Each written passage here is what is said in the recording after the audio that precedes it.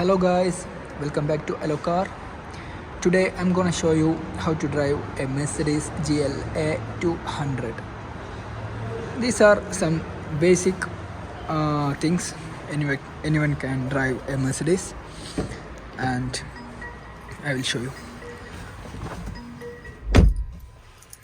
First of all, you have to hold the brake pedal, then make sure the gear is in neutral or parking, no problem. Then press the start button. The start button is here. Then this is the gear lever, and if we down, we will get driving D1. If we get up, we'll get reverse, and in center there is neutral. Here you can see a button. This button is parking, and here you can see the park brake.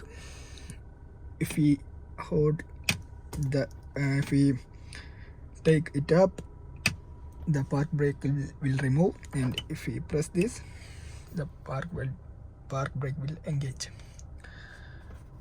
And we have also paddle shifters are here, see, and change the gear to driving and make sure the park brake is not engaged.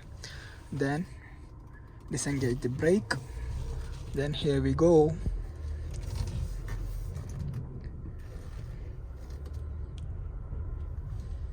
Then stop the car.